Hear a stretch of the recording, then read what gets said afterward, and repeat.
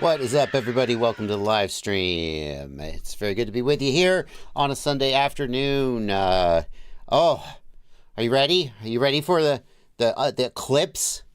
Between now and the next time I see you, it's likely that the world will no longer exist. The sun will have been eclipsed by the moon, and everything will go cold and dark, and that'll be it. But in the meantime, we're going to stay here and have a good time. We're going to stay here. I'm staying here, and although I am not actively partaking at this moment, I do want to say that when the time comes to go out with a bang, I will be sipping on some of this. Thank you so much to the kind person who sent me this. Will not shout him out by name.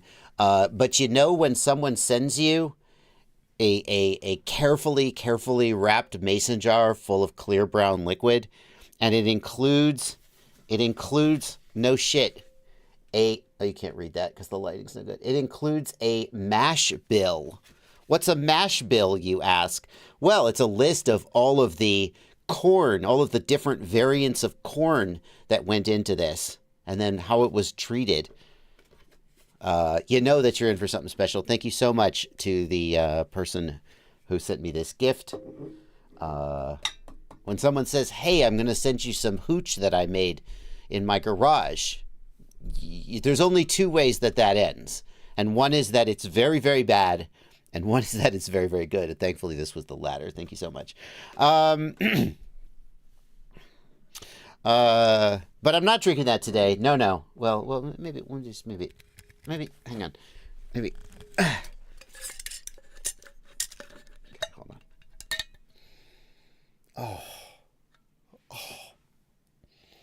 Oh, hang on a second. You guys need to. Here we go. Just sniff. I'll hold the microphone. If only the.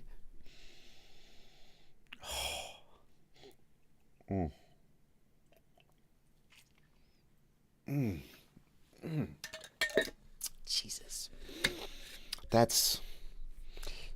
I have occasionally been given a taste of really, really expensive liquor. I'm way too cheap to buy it for myself. That's some quality H2O right there. Can I please dip the mic in the yeah, no. Okay. Welcome. Plenty. Are you here? I'm here. Couldn't do the stream without you, friend. I don't know how I ever did. It's like Batman without his Robin. That's actually not fair. Batman did a lot of shit without Robin, depending on the era. Anyway, I don't know. No one's complaining about the audio. So despite the fact that I can't monitor the audio because something's gone wrong with my setup, I guess the stream is going out okay. Let's get to work. Here's what we're doing. You guys are going to ask questions here in the chat. I'm going to answer the questions. That's it. That's about all we do. If those of you who are over here on the right side of my screen, this is the Discord server. Oh, technically, Tom. That's the last thing I need is a bigger head. Hey, can I make a request? If anybody is going to use an image of me for things like this, that's a really old image. And I feel like I like bearded Bardwell better. Like, that's... Like, obviously, I would never, I that's what I look like. I'm not embarrassed about it. I'm not ashamed of it. You know, I refuse to buy into that. But use a better-looking image of me. Take a more modern one, please. Thank you so much to the people on the survey who say I have had the biggest impact on all of FPV. I don't really need to hear things like... I was just thinking yesterday about how I sort of keep myself, I don't know what the word for it. I guess humble isn't the right word, because if you're bragging about how humble you are, you're not very humble. Cue The Lonely Island and their song about how humble the guy sings a song about.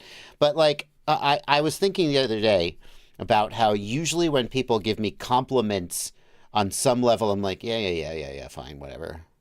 And when they give me criticism, I'm like, tell me more. I knew it. I knew I had these shortcomings. It's not entirely true. Sometimes when they give me criticism, I'm like, whatever, shut up. This depends on how vulnerable I'm feeling. But thank you for those kind words about my influence in FPV. Oh. So if you want to ask a question or post a meme over here in the Discord, I don't understand this at all, then feel free to. Thank you to the Discord people. They're my patrons. I'll be paying a little more attention to them. A little more attention to them because they give me money. But I'll pay attention to everybody. And if you want to hit the $sign right here and leave a super chat, that is the way to be sure that I read your message on stream. And typically what we'll do is we will just read some questions. And then maybe 15, 20 minutes, we'll do a super chat. Let's get all the super chats. Here's a question from Erica, who's starting us off, who asks, should I still use a 72 megahertz radio controller? No. I mean, like, if you want to because you're nostalgic, by all means. Like, obviously it works, but the modern digital control systems are so much better. And it used to be, in the previous generation of control systems, the FreeSky, FlySky Spectrum generation, it used to be that digital control systems had shorter range. Like, they had all kinds of advantages in terms of link robustness and interference resistance, but they had shorter range than 72 megahertz control systems. It's hard to beat 72 megahertz. The lower frequency gives you more range.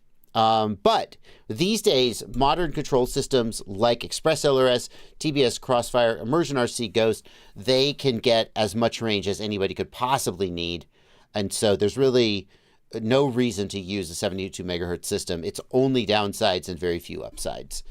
So I would say the only reason to do that would be if you just wanted to out of nostalgia. There's no like actual technical upside to 72 megahertz systems.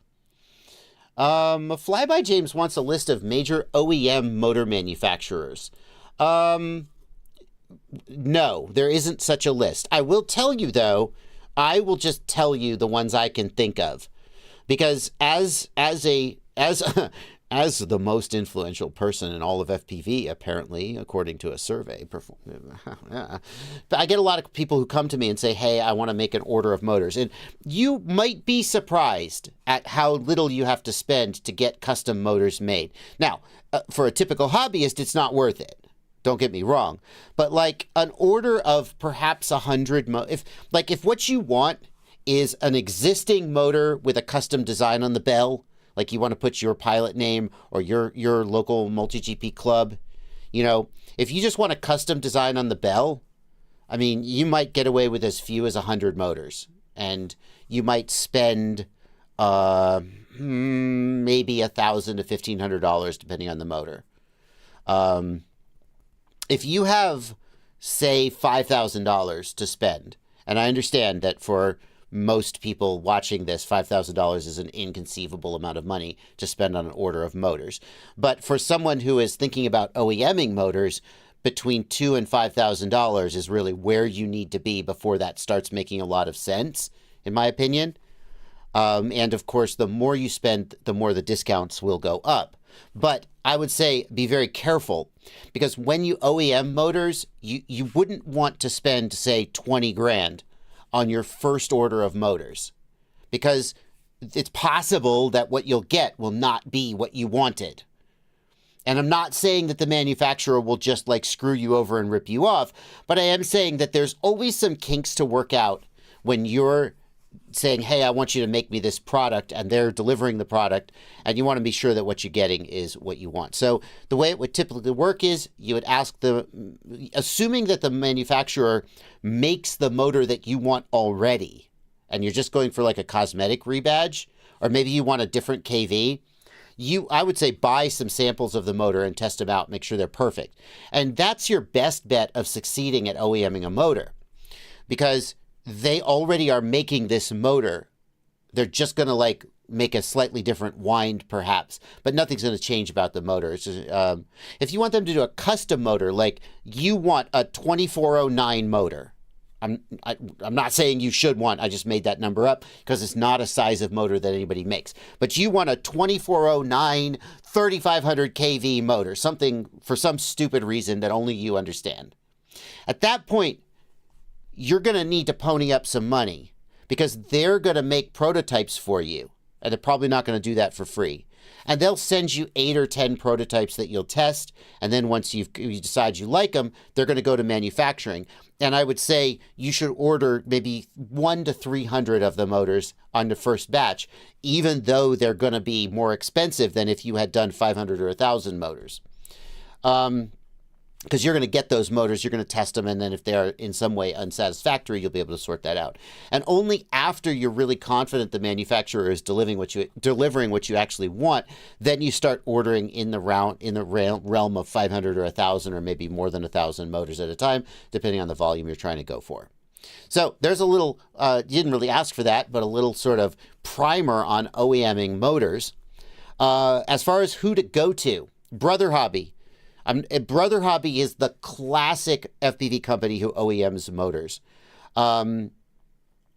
They, in terms of quality and in terms of, the relationship with the customer, they may not be the best. And by the way, if you have a novel design for a motor and you go to Brother Hobby and you say, can you make me a 2409 3500 kV or something? And it turns out that you're onto something, they 100% will start manufacturing that motor and selling it to the public. So if you're interested, I mean, that's always a risk when you OEM a product, but if you're interested in keeping it private, I would not go with Brother Hobby. I know for a fact they've done that in the past. It's been a while, but Brother Hobby, TMotor will do it, but TMotor has a super high MOQ.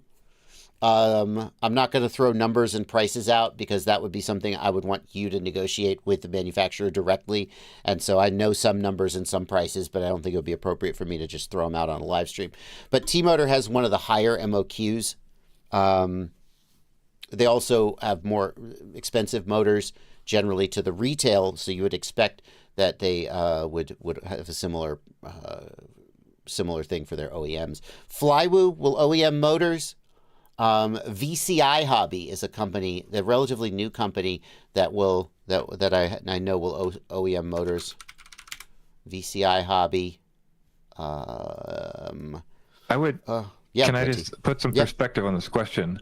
Yeah. I suspect, at least if I was asking this question, it might be how many OEMs are there that are making all the motors that we see out on the market? Oh, that's like from another, you know what I mean? From another angle, like who's on the bottom? You know what I mean? Yeah, I see. Because the thing is, just to finish that up, almost anybody will OEM motors for you.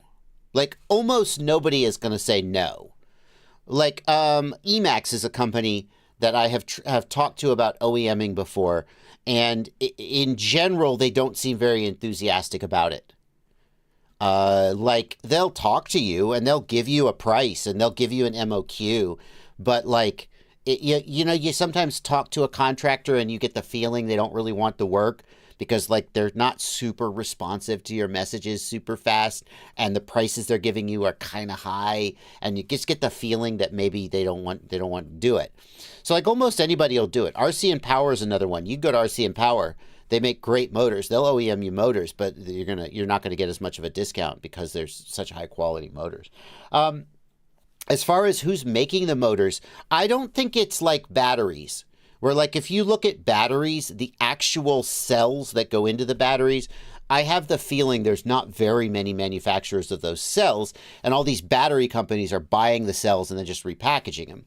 With motors, I don't think that it's that hard to set up motor manufacturing. Like it's not trivial, okay? But it's like if you're going to cut carbon fiber frames, it's pretty trivial to get started. Motor manufacturing, you have to have some specialized equipment to machine manufacture the stators. You have to have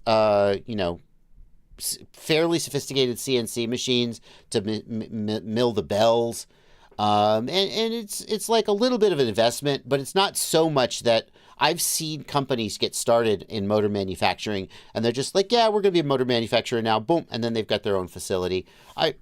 I don't get the impression that it's like 4 companies making all the motors in the world, if that's what you're asking. Anyway, that's going to do it for that question. Thank you so much for giving me the opportunity to sort of spout off, and hope it was informational to you. Fernando asks, I'm new to FPV and I'm building my first quad. Do I have to worry about PID tuning? No. No, no, no, no, no, no, no. Please, please, please don't worry about PID tuning when you first get started. The first thing you need to do before you get into PID tuning is be able to fly.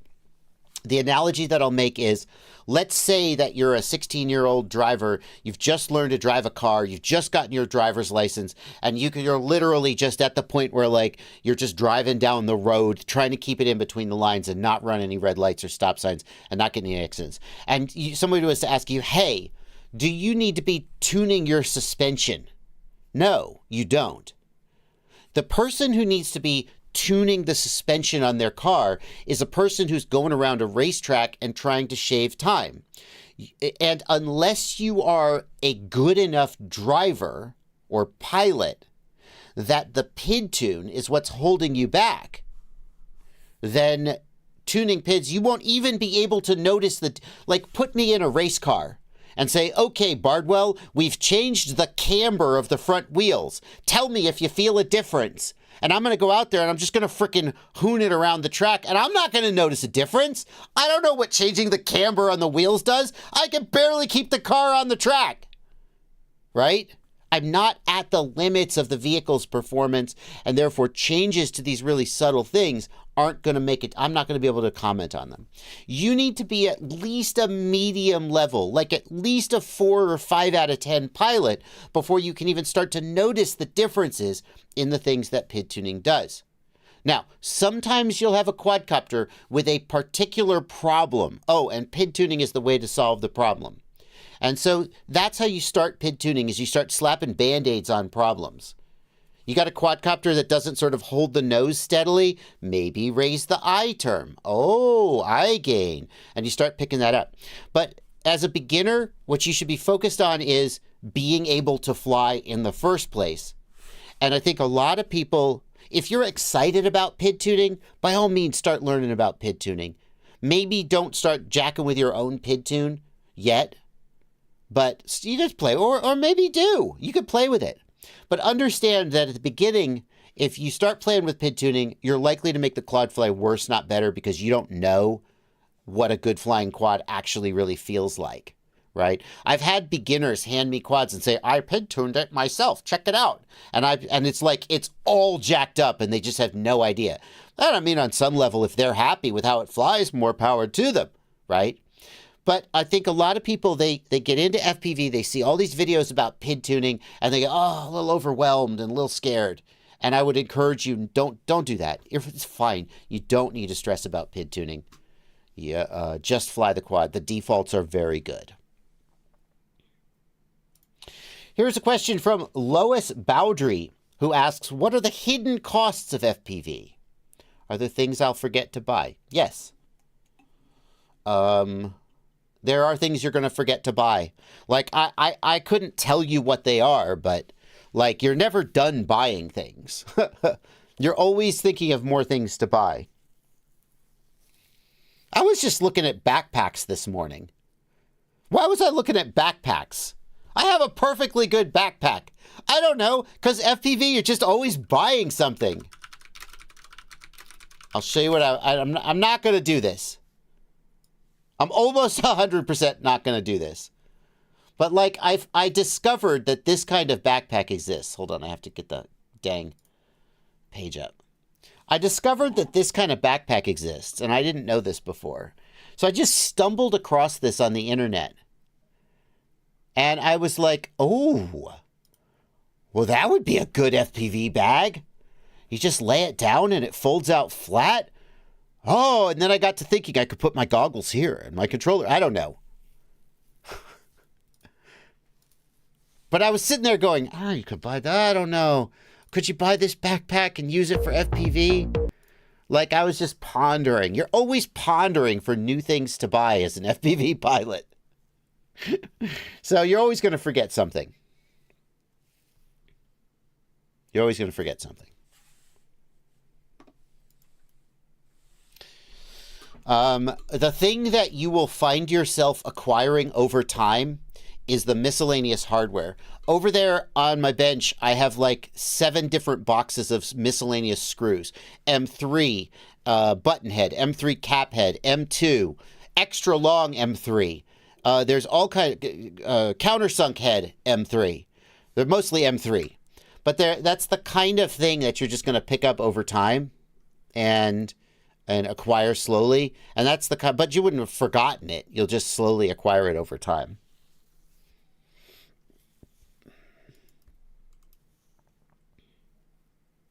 All right, we're just about to go into the super chats. We got a question here from Stryker who asks, TMotor Velox V3 versus iFlight Zing E Pro 2207 versus Axis Flying AE 2207. That's an interesting one. What's the Velox V3?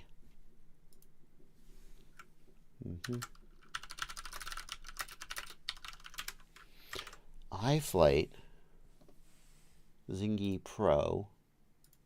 No thanks. And we've got the what was the other one? The Axis Flying. The Axis, hang on. The Axis Flying AE 2207. Let's see. My general feeling about Axis Flying is that they try to make high quality stuff. Sometimes I think their stuff is a little like overpriced and kind of kludgy. $15 is a good price. 14 euros, $16. Where's the price, please? And can I get the price? Do I need to full size the window? There we go, $15. So it's pretty comparable in terms of price. They're pretty comparable in terms of price. Which one do I like better?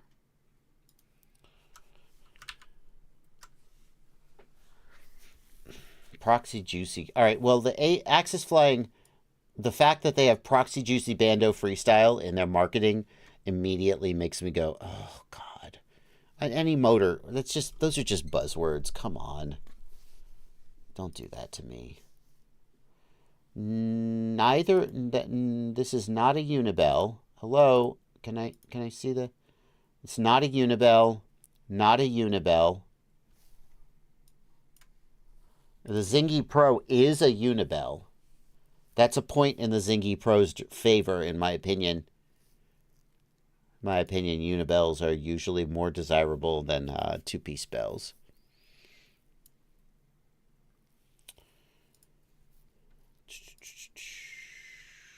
Single strand windings, that's good. Single strand windings, that's good. Again, none of these are deal breakers. Like motors with multi-strand windings is not the end of the world. I think those are single strand windings. Good.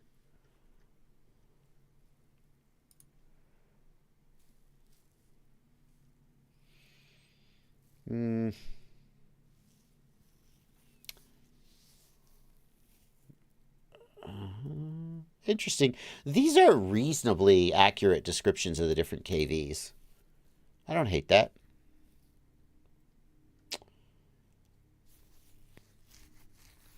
There are a lot of characteristics of these motors that I won't be able to take into account just by looking at the product pages. I don't have a ton of experience flying. I've got experience flying the Zing Pros because they were on one of the aircraft that I got from iFlight a while back. Don't have a ton of experience with the TMotor Velox or the Axis Flying.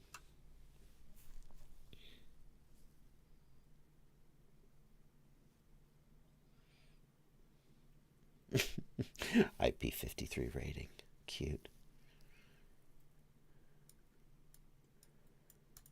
I see what you're getting at there. So I would definitely go take a look and see if Chris Rosser has rated any of these. I'm not going to do that here on the live stream in the interest of time. I would definitely take that into consideration. I think that my gut feeling is that the Zing E is going to be the more premium motor, because I know that the Zing E borrows a lot of design choices from the full-size Zing motors, which are very good motors in my opinion. I probably would go with the Zing E. I don't think you're going to go wrong with any of them. I don't see any like deal breakers on any of them. And I would definitely take a look at the results from Chris Rosser if he's tested them. Well, that's the best you're going to get on a live stream, at least on my live stream. Here we go. Let's do some super chats. We only have 3 super chats right now. Well, they're going to finish them up very quickly. Sunshine thinks that the Veilox are super durable. Good to know. What's your opinion on the TMotor Veilo V2 1950 kV? Thank you, Ivan Krostev. Well, you kind of got that opinion, although we were looking at the V3. I don't have a strong opinion about that motor, but it's, TMotor makes good stuff. That's just their budget line. It's probably a pretty decent motor, and I certainly know a lot of people who think positively of it, but don't and don't know anybody who really hates it. 7 asks, I'm new to the hobby and just practicing on liftoff with the Radiomaster Boxer. If I were to build a 5-inch freestyle, how many Lipo batteries would I need to keep flying, assuming I can use my car to recharge them? Thank you for a $10 super chat. 7. So let's say that you get 5 minutes per pack. And I don't mean that you're literally flying for 5 minutes at a time, because generally that's you're gonna land before 5 minutes, but you're gonna land and you're gonna swap your pack. Let's say for round numbers, you get 5 or 6 minutes per pack. That's gonna be 10 to 12 packs per hour. Now I'm here to tell you that that is a really aggressive number. Like if I'm really if I'm at a race and I'm practicing racing, and I'm just land, put a new pack on, go race, and I'm almost doing nothing else, I might do 15 packs per hour. So if you're just casually flying freestyle or just having a good time, then you'll likely be down closer to 6 packs per hour. Okay, but on the higher end, you'll do 10 to 12 packs per hour. So now you say you're charging off your car, okay? So your car alternator can you're going to definitely want to be like charging straight off the battery. Pop your hood and plug the alligator clips in, and don't be charging just by plugging into your cigarette lighter port. You probably do 15 amps, So you're charging maybe 2 or 3 or 4 batteries at a time. 15 divided by 3 would be 5 amps. 15 divided by 4 would be 3.75 amps. 15 divided by 5 is obviously 3 amps. Let's say you're charging 5 batteries at a time on a parallel board, which, by the way, doing that underneath your hood of your car is pretty risky. But your alternator in your car can probably do 15 amps. It wouldn't be too hard to get a charger that can do 15 amps and then use a parallel board and be charging 5 packs at a time, maybe 6 packs at a time. That's more than 1C. So let's say you buy 6 packs, you have 10 minutes per pack average. Now that includes flight time and downtime, getting a drink, whatever. Let's say you're going to do 6 packs an hour. Your car can charge 6 packs in 1 hour. So you're going to need 12 packs. You're going to fly 6 packs. That's going to be your first hour. You're going to put those on the charger. You're going to start them charging. You're going to fly your second 6 packs. That's 2 hours. Your first set of batteries are now done charging. You swap them out. You keep flying, and you can fly indefinitely. However, I think when you see me do this math, you will start to realize that all kind of doesn't make sense, because are you really going to just fly 6 packs an hour for 3 or 4 hours in a row? Most people aren't going to do that. Most people are going to kind of slow down or get tired or go home. So for most people, what I'd say to do is if you really want to invest the money, buy 15 or 20 packs and don't worry about field charging. Just show up with 15 packs. And by the time you've flown 15 packs, it'll have been 2 or 3 hours and you'll be ready to go home. And if that doesn't sound right to you, if you're like, hell no, I'm burning it down. I'm going to fly for 6 hours today. Okay, well, you need a little bit of a different situation. Oh, and technically Tom says, yeah, you can fly all day, but you'll need to call an Uber to get home.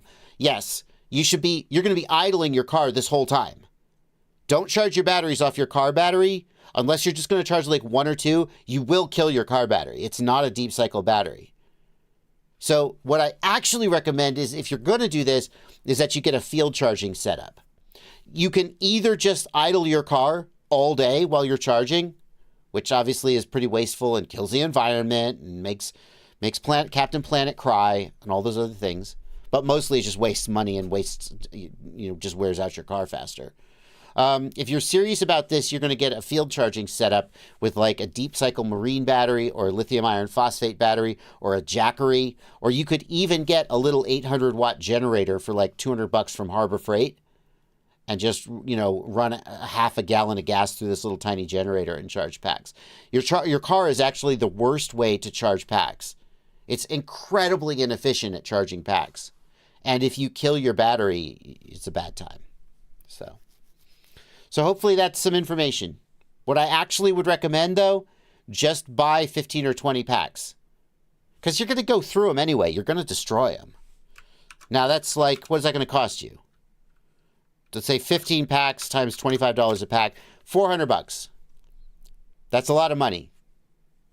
But like, you're probably going to go through those batteries. The downside of spending $400 on batteries right at the start is if you just like leave them charged up and they die without you flying them, if you crash them into the ground and they explode, hey, that's going to happen. They're consumables. But if you charge them up, you leave them charged, you let them sit for 2 months and they all just are crap now and you haven't used them, you wasted that money. So do be careful about that. The Jack Russell asks, thank you for £2, Jack Russell. And the question is in the chat. Which chat? Blunty, which chat is it? Is it in the Discord? The YouTube chat. Oh, I got it. I queued it. I can search. Okay. Oh, yeah, no, but I have just the super chat filter on, so I didn't see it. It's all good. I got it. 156 gram, 2.5 inch Cinewhoop, 1105, 5500 kV motors, 4S, 40 amp AIO. What milliamp hour LiPo would be optimal for cinematic? Is there a rule of thumb? Jack Russell, the rule of thumb for LiPo weight to quad dry weight is that the LiPo should be less than about half the dry weight. Now that's for acro drones. If you've got something like a heavy lift drone that doesn't need to be doing great big punch outs to the sky, hard acceleration, you could have the battery be heavier. The battery could be as much as 1-to-1 with the quad's weight in extreme cases. But a rule of thumb is that the battery weighs half what the quad weighs, and that gives you a little bit of agility and it gives you quite a lot of agility and acro performance. On a Cinewhoop, though, you're also going to have the GoPro. So when you say dry weight, I'm not counting the GoPro there. The GoPro is sort of in the cargo weight, in my opinion. So the quad weighs 156 grams. That means the battery would be around 80 to 100 grams. And that would put you, if I remember right, an 854S is 100 grams. That's just a number that has stuck in my head over the years. An 854S is 100 grams. You could go up to 1,000 grams if you're not carrying a GoPro, or if you're okay with being higher in the throttle and maybe getting some reduced flight times. I think 850 would be as high as I would recommend going. Because you're going to have 850 at a battery weight of about 80 grams, the quad is going to be fairly spunky. Okay? So now at 850 milliamp hour battery, you're at about 100 grams for the battery. The quad is still fairly spunky. But now you're going to put a GoPro on there. If you put a full-size GoPro on there, woo, the quad's not spunky anymore. You put a little Insta360 Go with an 850, it'll fly okay. And maybe you could squeeze it up to 100 or 1,000. You should also think about doing maybe an 850 high volt. And you'll get similar performance to 1,000 milliamp hours without adding any additional weight. Serene State of Being, thank you for a $20 super chat. Very generous. Thank you so much. I'm trying to upgrade my Express LRS from 301 to 33 on my HD0 Mobula 6 and Mobula 8, but I'm unable to find the target. That's pretty crappy. That's going to be a hard question for me to answer without looking over your shoulder.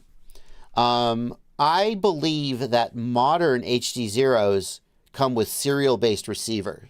And so there should be a target out there. But I don't know what it is, and I'm not sure what year your Mob 6 is from. So I'm not sure what receiver you've got. It's changed over the years. So I'm a little bit at a loss to answer this question here on the live stream.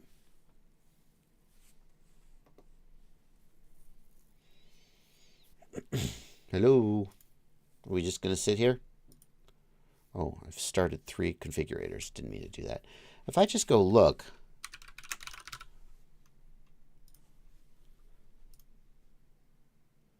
So the Mob 6 is not in here. And yet it still could be one of these. I mean, I'll just say, typically the safe way to do this, not the proper way, but the safe way to do this, is if this is a serial, and you go into the Wi-Fi of the Whoop, you're going to see the name, the target that's in there, and there's a 98% chance it's going to be DIY or some version of the target. But you can still flash that. That's still an option to flash. So I'm saying instead of trying to find a happy model, you can just use the DIY target the same way they did and get away with updating it with that. However, the other thing to say is you really don't need to update from 3.0 to 3.3. Express LRS is fine on 3.0, and you're going to be good to go. There's not that many improvements. The main thing you get, where's my tiny whoops? The main thing you're going to get from 3.3 is the ability to output S-Bus, but you don't need that if you have a tiny whoop. It doesn't matter. What about... Hello? Oh, no! Where's my... Oh, there it is. Oh, let's see here. Can I get this guy to go into Wi-Fi and just look at it? At least I'll show you something useful. Now we have to wait for it to go into Wi-Fi. By the way, manufacturers, can you stop using the color LEDs? I know you think it's fun to use the color LEDs on the Express LRS receiver, but I don't know how to read the color LED. It doesn't really, it doesn't add, does it add anything, Blunty? Is there some functionality it adds, or is it just, I don't know how to, I don't know what if they do the rainbow LED, I think if they do rainbow LED, then yes. But if there's a single color, then no, it's just not green, it's orange instead or whatever. Oh, I don't care what color it is, but the rainbow LED, like, I don't know what orange flashing means. I mean, I guess it means, are we in, what are we in? I don't know. And I know all the single color LED flashes by heart. I don't want to memorize single more color. things. I could be wrong, but I think that's single color. I don't think it is. Okay. I think I saw it change color while I was waiting. I could be wrong. It's blinking. Okay. Oh, yeah, no. See, now it's green. I'm going to guess green means Wi-Fi. Look what it's doing. Blah, blah, blah, blah. What does that mean? Is it Wi-Fi? Probably. I don't know. Stop making me learn new things. I don't want to learn new things. Well, sometimes I do. Sometimes, but not always. Come on. There we go. So if you go into your web browser, you'll see right here, and here we've got generic ESP32, 2.4 gigahertz, yada, yada, yada. Okay, so you're going to look right here, and whatever's right here, that's what it's okay for you to flash. Okay, so now I'm going to go to Express LRS Configurator, and I'm going to look for generic. generic targets used as a base 2.4 gigahertz. Generic ESP, yada, yada, yada. So I'm going to find that, and I'm going to make sure it matches. And Blunty, another thing you said that's important is that in somewhere between 301 and 330, they changed the DIYs to generic, which really confused me. If I go back to 330, do you see? I think it's got to be nope, 3.0, right? But I don't even know if they're there in 3.0. Still there. The DIY targets went away. DIY, the 2.4 is here. No, see, most of the DIY targets are gone. Do you have to go back to 2.5? No one cares about this. This is the most boring live stream ever. Yeah, see, here's all the DIY targets. So there's a chance that you'll get a receiver that's been flashed with one of these DIY targets. And what you need to know is that in 3.3, they changed the DIY targets to generic. And I'm pretty sure they're the same thing. You just got to find the right generic target. So go into your web browser interface, find this, and that's what you need to flash. That's the short version. And then just to tack it on the end, if this happens to not be serial and it's SPI, then there is no 301 or 33 or whatever. You're just on 3X and you're good to go. Yeah. If you're on Betaflight 4.4. You don't need to. 301 is fine. Yep. Yeah. I've also just broadcast my my UID to the whole world. So someone could theoretically, I don't know, what could someone do if they know your UID? Could they take control of your drone? Could they flash your UID to their radio, and then when you plug in, they're controlling your drone? That would be silly. No one would do that. Anyway.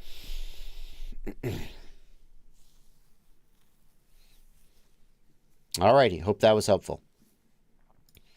Deuce FPV, thank you for a $10 super chat. What would be the best Express LRS RX to get? I like the Radio Master ones. The Radio Master RP1, RP2, RP3, RP4. Pick one of those. They're pretty solidly made. They're not the only good ones out there, but they're pretty solid and they're usually in stock. It's a safe bet. Radio Master makes fairly high quality receivers. The Happy Model ones are also pretty good, actually, which Happy Model isn't always known for their build quality, but the Happy Model ones are pretty good. I am very curious what happened to your 8S Racer. Thank you for $5, Ivan Krastev. Nothing happened to it. I don't think it was ever going to be my, the truth is, I was flying it one day and crashed it and broke an arm. And then it took me a little while to replace the arm, and I kind of got out of the habit of flying it. But, you know, I built it for the video. I built it for the lulz, and I was really impressed with it. But obviously, I wasn't going to go out and buy, 20 8S batteries. There's not that much advantage to make it my daily driver. So, yeah. Will I ever build a 10S? I don't know. Maybe. I don't know for sure. Oh, hang on. I have to go to Do Not Disturb. There we go. With Windows 11, I'm getting these notifications again. I don't know who thought it was a good idea to take all of the annoying parts of your cell phone. That your cell phone is going like, ba-doop, ba-doop, ba-doop, ba-doop. Oh, you have notifications. Messages. People are trying to get a hold of you. And then to put that on your desktop, too. Thanks, Windows 11.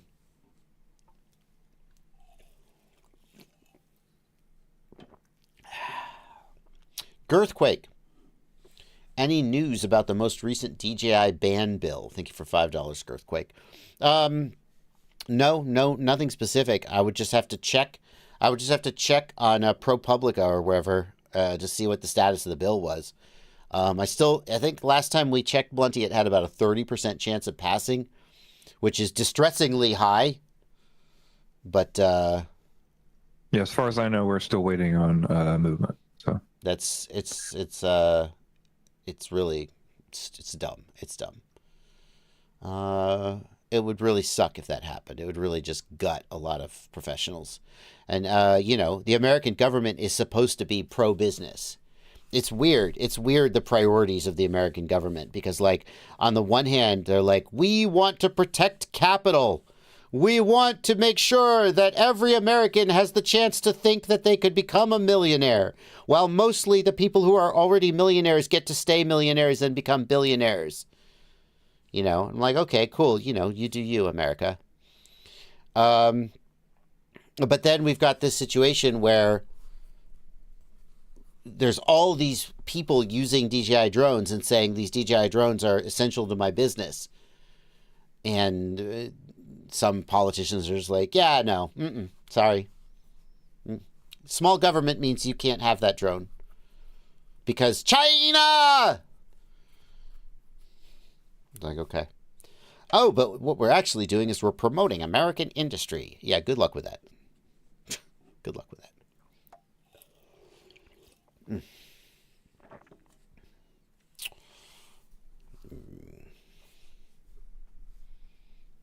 It's like, did you hear that Vladimir, I don't know if this is true, I just saw this story, I saw this headline. Vladimir Putin said he wants Russia to make their own version of the PS5. And it's like, cool. Like, somewhere there's going to be a Russian company who makes a Russian gaming console. It's going to suck. Like, you know it's going to suck, right? There's reasons why the companies that make great gaming consoles are the companies that they are. And part of the reason is that those companies have been making gaming consoles for the last 40 years. Oh my God. 85, 95, 95, 2005, 2015, 2025. That's 40 years since gaming consoles.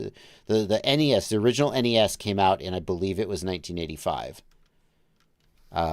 So 40 years, companies like Nintendo and Sony and Sega and so forth have been making gaming consoles. And they've gotten very good at it. Okay. And Microsoft. Yeah. Not quite 40 years for Microsoft. And so then if Vladimir Putin is like, oh, hey, Russia, make me a PS5, it's gonna suck. Just like the very first the very first gaming consoles had a lot of mistakes and things they could have done better. But we didn't know any better because all we had was Atari.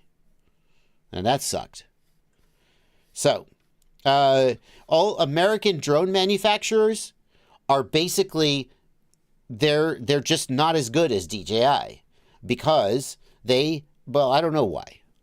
But if you look at history, DJI has 20, 30 years something. I don't know how long. It's a long freaking time of making drones and getting good at making drones. And they just do it better. And the American government saying, DJI is banned. We're going to support American industry. How are you going to support American industry? By banning a competitor? That doesn't do it. That's not enough. All that happens when you ban a successful competitor is you cut the top off the market. And now no one has access to the best product, so everyone has to buy a subpar product. It doesn't make the subpar product better. In fact, it removes the incentive for the subpar product to get better.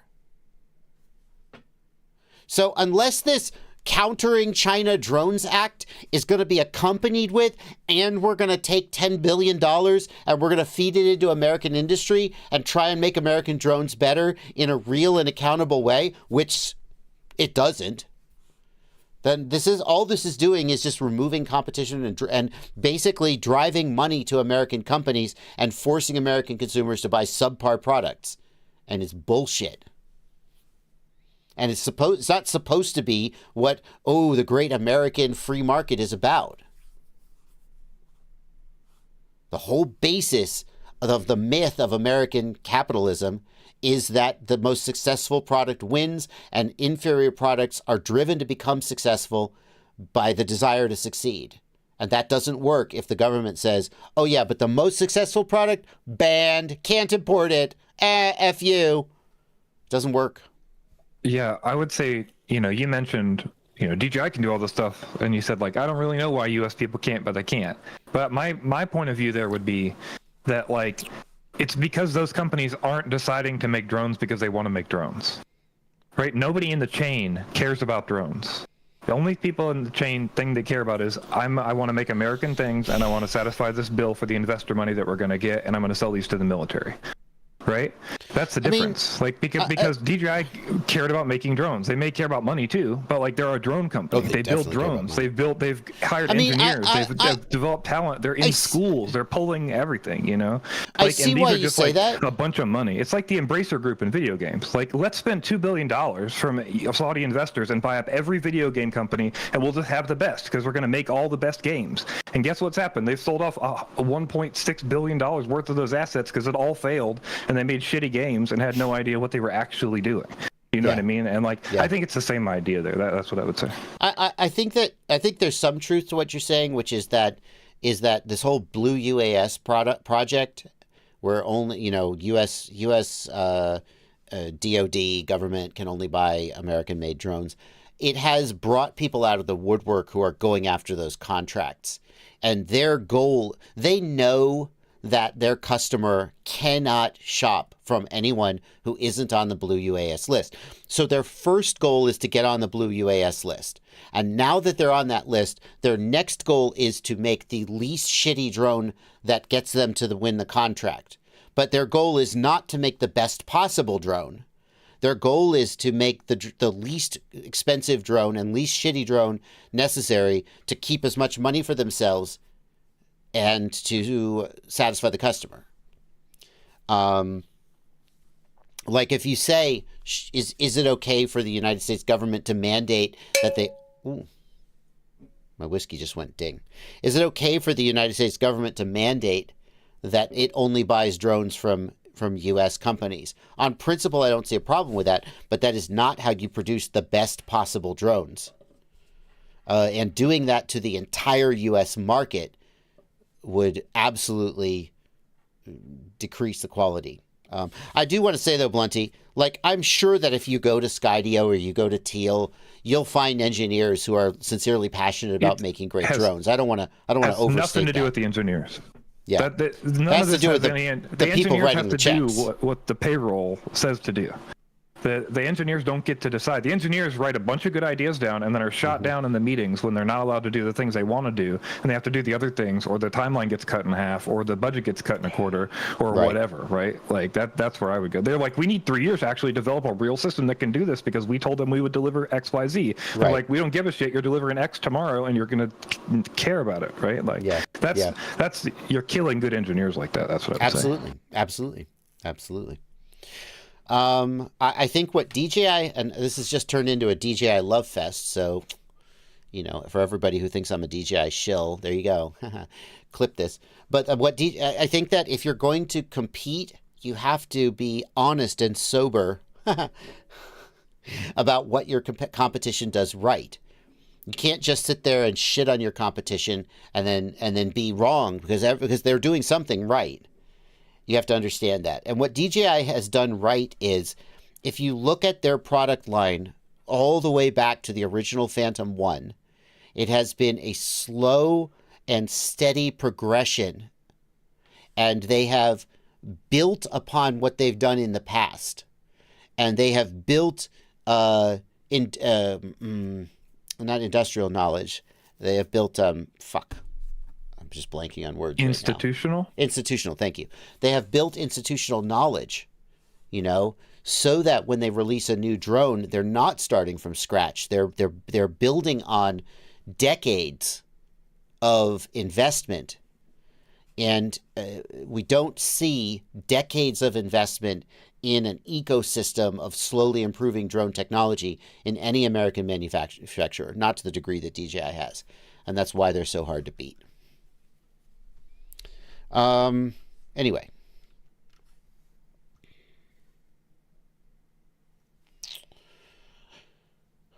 Laws Hill drones. Thank you for that question. Always a inspiring topic. I'm always happy to. I like that topic. It's an interesting topic. I have a question about Cinewhoops in the live chat. Thank you, Laws Hill Drones, for a $5 super chat. Let's see what they are asking. I'm thinking of ordering a Cinewhoop for flying around the garage. Have DJI equipment, goggles, Integra goggles too, and an FPV remote controller too. What would be a good Cinewhoop? That'll link right up. GEP RC Cinelog 3.0 with the O3 air unit. That's the one you want. It's a good choice. Filtered asks, hey JB, I'm back into the hobby after 8 years. Building a 5-inch 6S quad right now. Would you recommend Zing 2s or Zing E Pros for freestyle? Thank you for $5 Filtered.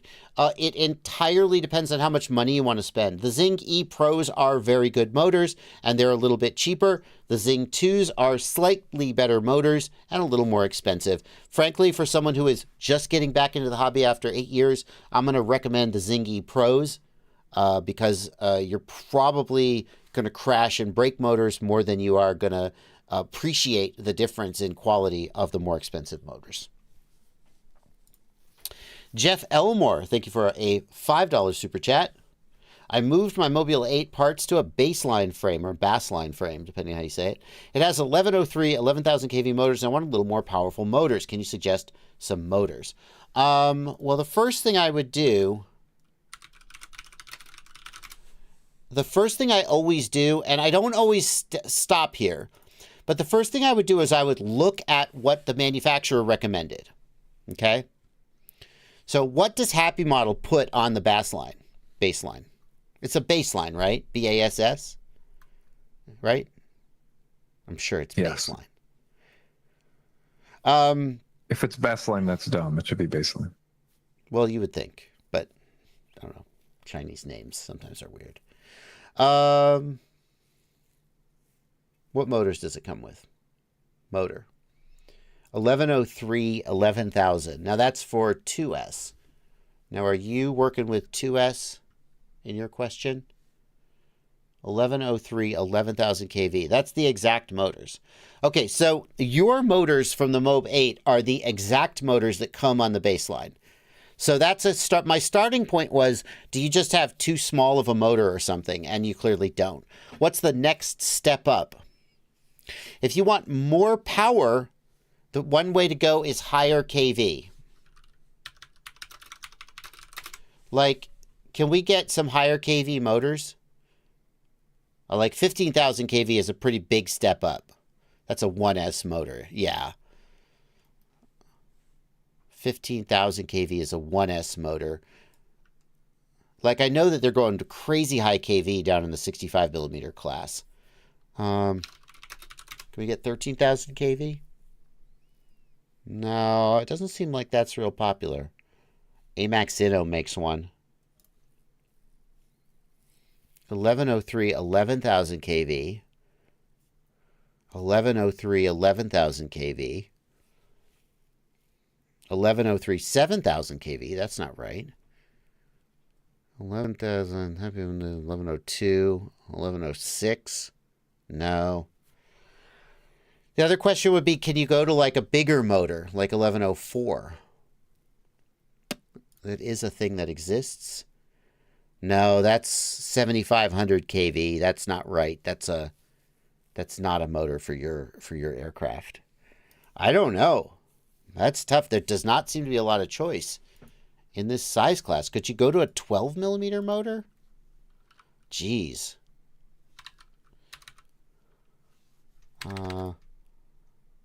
Let's see. What am I searching for? 11XX brushless motors. Let's see. Motors. 12XX. No. High KV. 9,000 to 1299. Here's a 1202.5 11,000 kV. 1202.5. Okay, so I don't know if this is the right motor for you. Let's see what props they recommend. Doesn't say. This motor can be used on 2 to 3 inch builds. It's a replacement motor for the Nanohawk X. Doesn't exist. Damn. 1202.5. What prop do they recommend? 2 to 3 inch prop. That's about right. Okay. So I would say go to a slightly larger motor and hope that that additional torque gives you a little more responsiveness. I would love to go to a little bit higher kV, but I'd worry about just crushing your battery. But it just doesn't seem like you have a lot of options in this size class. Blunty, has the chat been shouting? Bardwell, this is the motor you should be using. Ooh, Pyrodrone Hyperlight 1103 12,200 kV.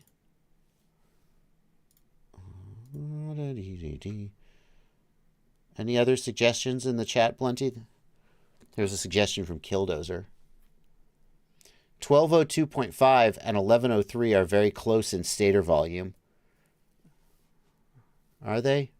I mean, I was hoping that it was a bigger motor. I didn't do the math. 661 FPV says that the Mobula 8 1103 motors are the biggest motors with a 3-hole mounting base. He needs to reduce weight with a smaller lipo and so forth. Yeah, I think so. Like, I was trying to answer the question you actually asked, which is, can I get a more powerful motor? But it doesn't seem like you're going to have there's not many choices for a more powerful motor. There's no higher KV options, really. And I would worry about battery sag, as Omar Gerd says. I think maybe you need to be reducing weight and or using a better battery. Okay. Hey, Blunty, will you make sure to queue incarcinated question in the Discord when we come off when we come off the super. We're going to still finish up our super chats. What size motor and KV would you recommend for a 3.5-inch quad Mula on 4S, also 6S? Joshua H., I would not recommend 6S for a 3.5-inch. I don't think the advantage of higher voltage is really worth it in that size. You're right on the edge. Somewhere around 3.5 to 4 inches where it starts becoming worthwhile. But for 3.5 inch, I think 4S is the way to go. I don't think there's a real compelling advantage to going to 6S. That's my opinion. As far as motor and KV, I would say a 1404 3500, 4000 kV is like where the minimum I would go with. Hold on. I'm just double checking that. I believe that's correct.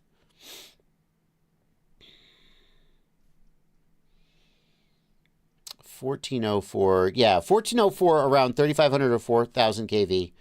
Or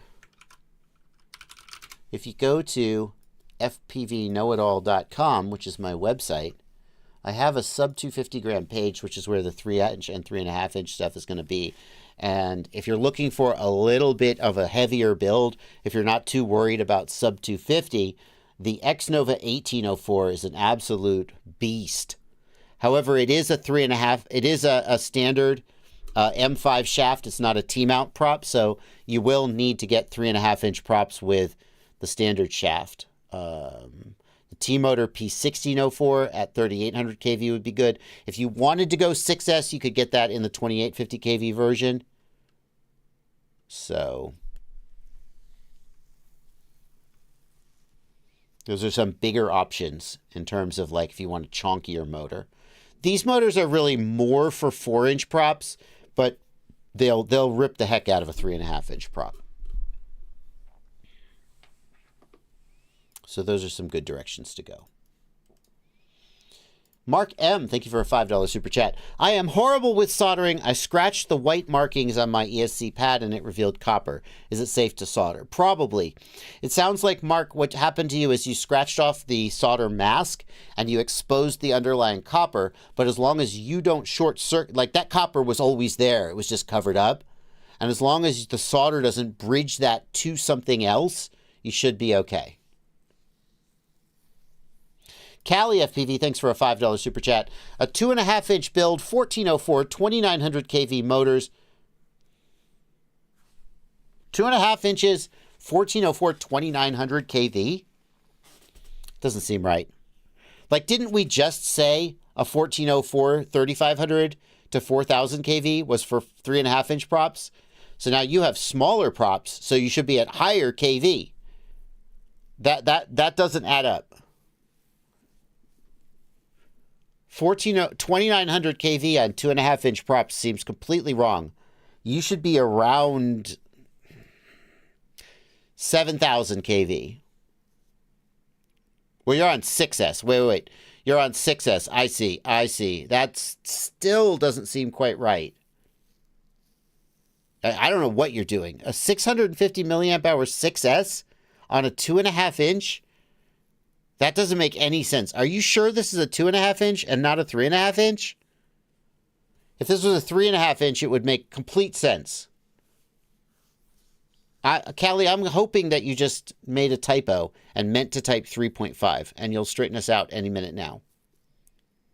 If that's a 3.5 inch, that sort of makes sense. 35 amp versus 45 amp ESC. I mean, 35 is going to be okay. 45 will be more durable because more is usually better, but 35 is okay. Matt, thank you for $2.79 Canadian. Is the default ESC on Amazon bad? I don't know what the default ESC on Amazon is. I have no idea. It's probably bad. But you need to give a brand, dude. You need to give a brand or something. Just saying the default ESC on Amazon. I don't know how to interpret that. Plenty, am I overreacting? Am I missing something obvious? Amazon. ESC. I've just gone to Amazon and typed the word ESC. The thing is, if I do that, I get all these airplane ESCs. These are all terrible ESCs for multi-rotors. Every single one of them. So they're just not for... This is probably Simon K or some bullshit. Or a car ESC. Or I don't even know what this is. Surgical dental headlamp. $150. All of these ESCs are terrible. So probably the default ESC on Amazon is bad. Okay.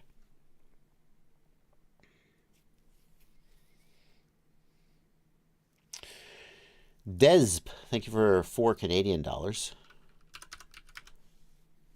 asks, how many drone parts are built in the USA? Not very many. Almost none. There are some frames that are cut in the USA. There are a couple flight controllers and ESCs that are assembled in the USA from Chinese parts.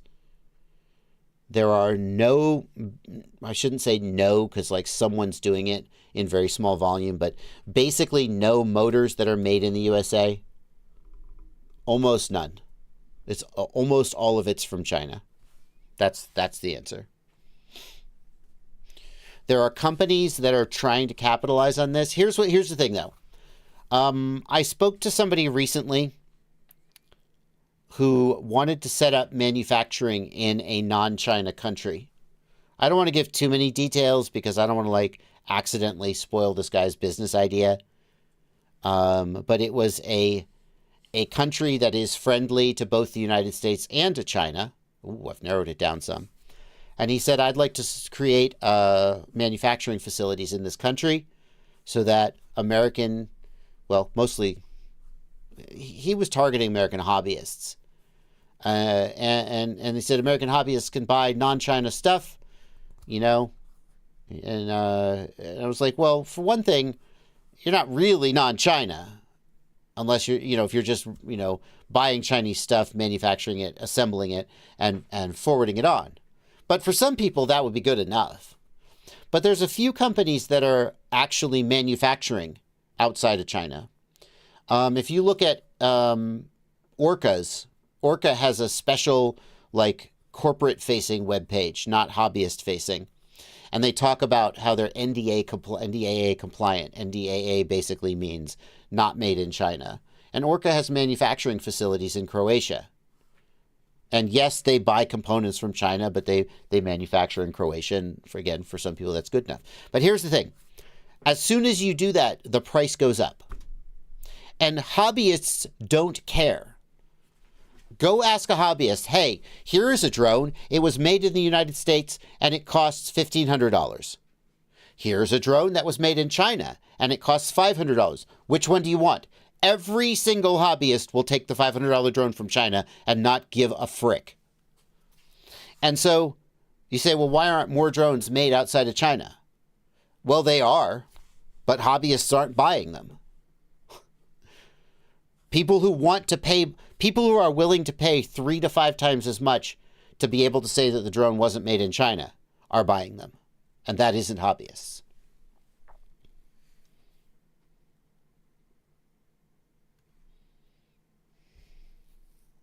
Anyway.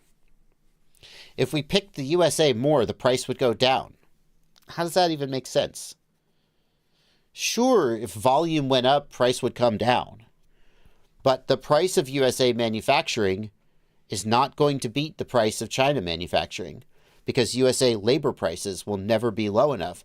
And God forbid if someday USA labor prices are so low that they match China labor prices, then the American economy and the American worker has absolutely gone off a cliff.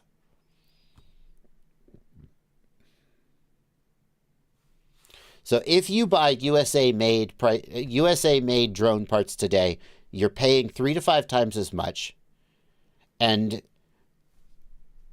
you haven't really made a difference. The only reason you've made a difference would be if you specifically need to cut China out of the supply chain for reasons that only you know. But for most hobbyists, they don't care, and they shouldn't care. Unless you're committed to paying 3 to 5 times as much for drone parts forever. In which case, let's build an American drone industry. But the hobbyists don't care. They're saying to them, buy American. Pay more.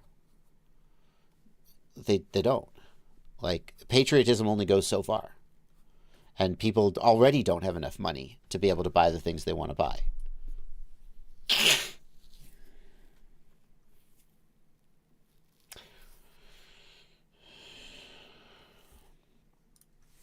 Laura Azaric, thank you for £5. Is it worth switching to Express LRS from IRC Ghost? Ghost feels kind of dead. It's getting hard to get receivers. Laura, that's a decision only you can make. I can't make that decision for you. I can't even really recommend it. Ghost is a solid control link. It does what it advertises. If you feel that the pace of development and the availability of hardware is not as high as you would like, Express LRS is also really solid. And certainly with Express LRS, one thing you don't have to worry about is availability of hardware because everybody makes it. EMPFPV, thank you for a $5 super chat. Do you have a trick for removing props from Tiny Whoops? I always end up with gouges and cuts in my fingers. No. Tiny Whoop makes a prop popper. There's been some controversy over how hard they are to get, but there are tools that can pop the props off. I just kind of pinch the motor and twist and pull it off that way. Off Axis, thank you for a $5 Canadian super chat. I've noticed Betaflight has options for airplanes and custom. Could it work for a long-range boat build? I don't recommend that anyone use Betaflight for anything except multi-rotors. Although Betaflight does have airplane mixers, no one is putting development time into that. And I wouldn't be surprised to learn that they don't work very well. They're difficult to set up. And basically, you're just putting a square peg in a round hole, right? If you want to build an airplane, use iNav or RGPilot. But iNav is fine. It probably runs on the flight controller you already have. Is it possible to pair, and if you want to run a boat, definitely run either iNav or RGPilot, but not Betaflight. Roberto, thank you for a $5 super chat. Is it possible to pair the DJI Remote Controller 2 and the Goggles 2 with the O3 Air unit without the bind button? I don't think so, no. You need the bind button. You need the bind button. Or you need something to approximate the bind button, like... But if you can't get the device to go into binding mode, no. If you take that out of the case, it's possible that you could like manipulate the bind button in such a way that even if the physical button is broken, you could still get it to go into binding.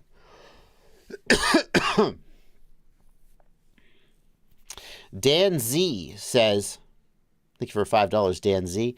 If someone brought you a box with every physical object you ever lost in your life, what's the first thing you'd look for? One of those super chats. I don't know.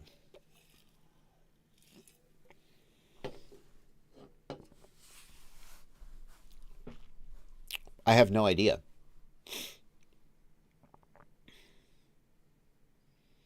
I can't even really remember like a notable item that I've lost in my life.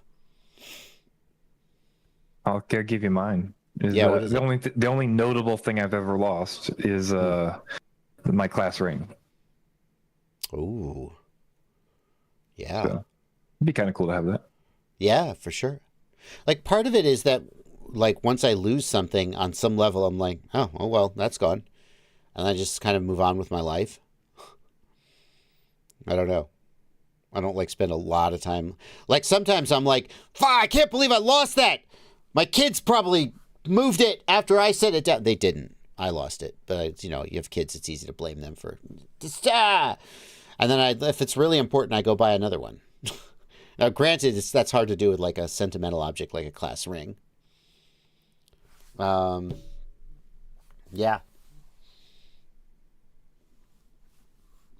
Like, what have I lost in my life that I would want to get back? Oh, also my uncle's guitar. That got lost in a move. I can't remember anything like really. The other thing is I tend not to keep sentimental things for very long. Like I've got like every so often I'll just have a bunch of shit up in my closet and I'll be like, and like there's boxes of shit that I haven't looked at in years that I kind of want to throw out, but I'm like, I shouldn't throw those out. But like I'm the kind of guy who throws out sentimental shit just because it's been in a box for years. So I don't know. Yeah, I don't know. I don't know. I don't know. I can't think of something sentimental that I've lost that I would want to get back. What about any chance there's a file you deleted by accident that you wish you had? Well, it's not a physical object, though. It's not a physical object. I guess physical. You said physical object. That's true. I can think of physical objects that I don't have anymore that I might like to get back. But I didn't lose them.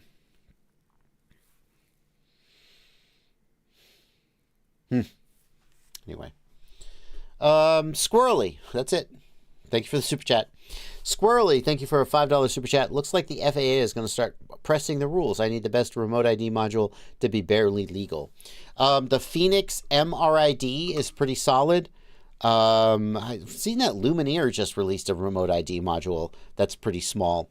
Yeah, I would pick something small and light. I think the Phoenix MRID is like the best one in terms of being small and light. But it requires an external GPS unit, which you may not have. If you already have an external GPS unit, the Phoenix MRID is good. If you need one with an integrated remote ID or GPS unit, the Lumineer one actually looks pretty small. The flight test remote ID, of course, is also it's not the smallest anymore. It was the smallest for a while. It's actually kind of weird. Like, I don't know if there's some reasoning behind this, but like, for example, I just found out about this today. Lumineer remote ID module. Here it is. GPS unit, fully self-contained, remote ID antenna, yada, yada, yada, blah, blah, blah. M10 GPS, $80. The flight test easy ID. This one was the first one I reviewed. It was out before a lot of others. And of course, it comes from our friends at Flight Test, which, obviously very, very good friends of the community and definitely deserving of a lot of support. But if you look at the actual size of the unit, well, first of all, it's an M8 instead of an M10, which is like, I would rather have an M10. I think the new ones are M10, but I could be wrong. Did they upgrade it? I think the picture didn't change. That's my memory of it, but I could be wrong. I know the original was M8, right? Yes, I believe so. And then there was a second run that was M10. I believe that's the case. But like it's way bigger. Like, why is it so big compared to things like, well, the Lumineer one, or there's one from not Phoenix, but the other company, Drone Tag. It's pretty big. I don't know why it's so big. Like, I've never understood. People ask this, and I was like, I don't know. I didn't design the damn thing. There's like all this dead space on the board. Why? Could it be smaller? Flight test. Could it be smaller? I don't know. Like, sometimes that's a dumb question. Sometimes you ask a question like that, And the designer's like, well, actually, you idiot, there's a reason why I did it the way I did it. And mine is better. And this one's shitty, and you just don't know it yet. I don't know. Yeah, I'm going to guess that's the answer you're going to get. I don't know for sure, but I mean, it's I'd going to love be to get something the like, answer. you know. Also, just a reminder for cost-wise that the module was built in the USA for the flight test, so that's part of the reason for the cost.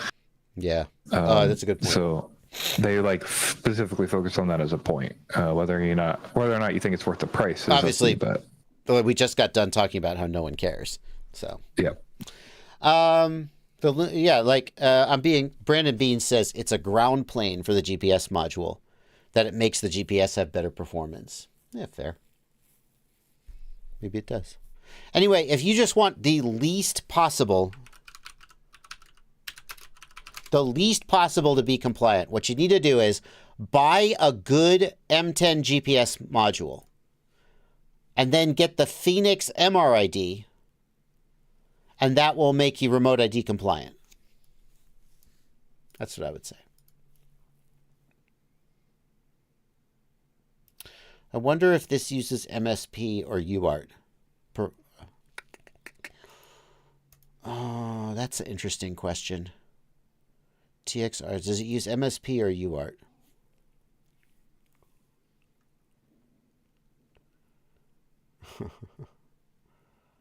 Doesn't say. That would be a compelling reason to go with the Luminaire over the MRID, because the MSP GPS is still a little janky. M10 versus M8 Sunshine. M10 is a higher performance module. One of the things it can do is it can pick up, I think, 4 constellations at once, whereas M8 is less than 4.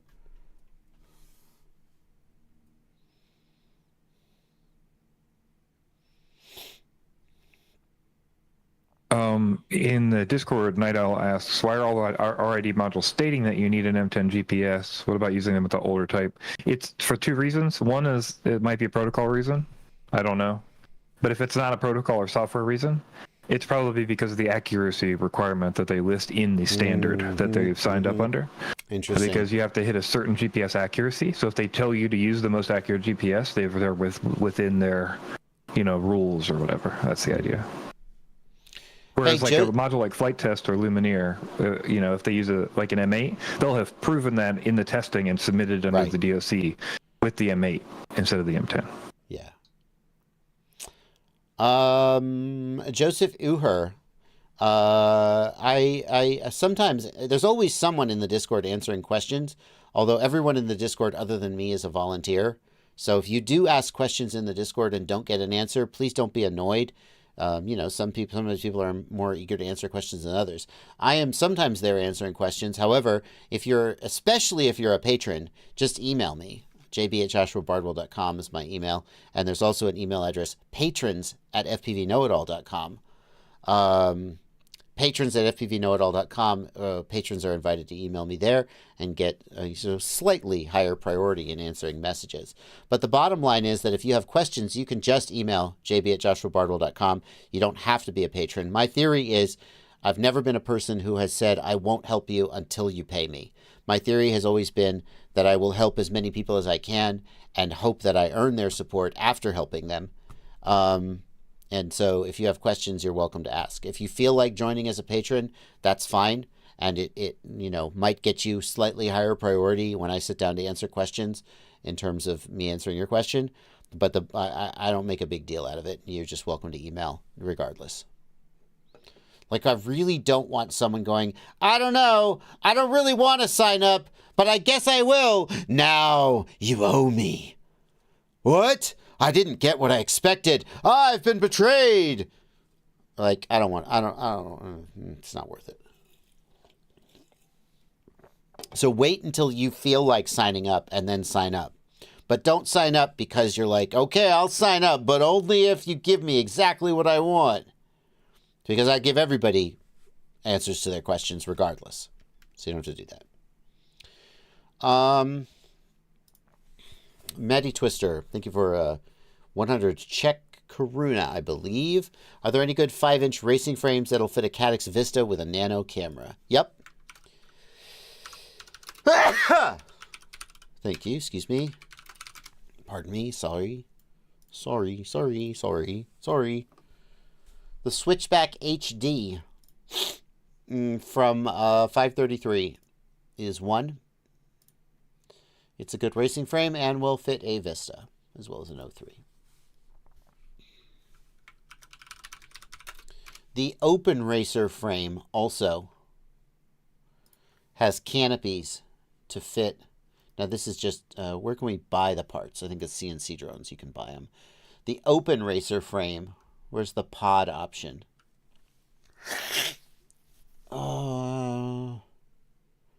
Frame specs, source files. Where's the pods? So the Open Racer frame, you can get a pod that also fits the Vista, but I'm having trouble finding it.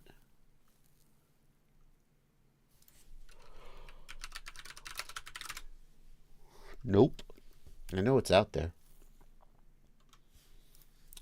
533 sells the Open Racer. Let's see. HT0 Pro. Specify pod type in order notes. What are the pods? There's got to be a pod for the Vista. There's the 03 Classic pod. That probably will also fit the Vista, but I'm not 100% sure. I'm betting there's a Vista pod. So those are two choices, either the Open Racer or the 533 Switchback HD.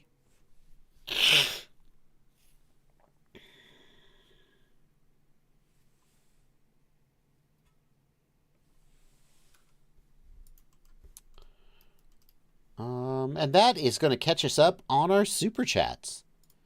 Now we go back to the regular chats. Regular old chats. Not associated with any dirty money. And there was a question from a patron. Where was that question? It was this one, Incarcinated. Incarcinated asks in the Discord, thank you for being a patron, Incarcinated. When flying FPV, why does the radio link latency matter, considering the video link is always slower and the weakest link is the only thing that matters? Am I not thinking about this correctly? Yes, you are not thinking about this correctly. The weakest link, if you have parallel links, then the weakest link may be the only thing that matters. But in the case of control latency, it is a series connection. So what you've got is, like, imagine a scenario where I need 10 parts to make something. And those parts are going to be handed from 10 people across the table. And so the first person hands their part, the second person hands their part. Let's imagine that everybody hands their part across the table at the same time. Okay? That's parallel. Now, I can't build the thing until I have all 10 parts, which means that the only thing that matters is the slowest person to hand me their part is the one who's going to hold me back. Because if I have 9 parts sitting in front of me and the 10th person hasn't handed me their part yet, I can't start working. So in that situation, that's an example where the only thing that matters is the slowest link. But control link latency is not like that. Now imagine a scenario where I only need 1 part. Okay? But what's going to happen is person A is going to hand the part to person B, then person B is going to hand it to person C, C to D, D to E, and so on until I get it. Can you see that in that situation, the latency of each step is additive? I can't work on the part until every single step leading up to me has occurred. And if one of those steps is slow and the rest of them are fast, it still matters. Because that slow step is adding in, but all the fast steps are also adding in. Okay? So with control link latency, the loop is like this. I see something in the goggles. My brain processes what I'm seeing in the goggles. My brain sends a signal to my hands. My hands move the control sticks in response to what I'm seeing. Those control signals are sent to the flight controller. The flight controller changes the motors. The motors change and the quadcopter begins to move in a certain way. The camera picks up the movement. The video transmitter, transmits the camera image back to my goggles, and the loop begins again. And can you see that that whole loop, the latency of every part of that loop is additive? The control loop latency is the sum of all of those parts. So if I reduce the latency of the control link, that makes my control loop latency lower. If I reduce the latency of the video, that makes my control loop latency lower.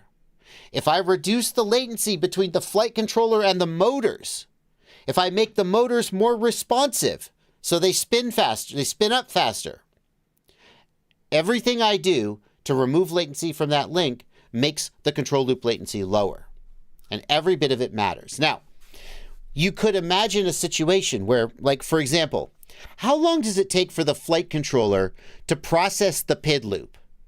Well, maybe as little as 1/8,000th of a second, 8 kilohertz. Okay, so like, that's such a small percentage of the total control loop latency that it basically doesn't matter. But when you're thinking that video latency is between 4 and 40 milliseconds, and control latency is between 2 and 25 milliseconds, let's say, those are 100% right in the same ballpark as each other, and both of them matter. That's the answer to that question.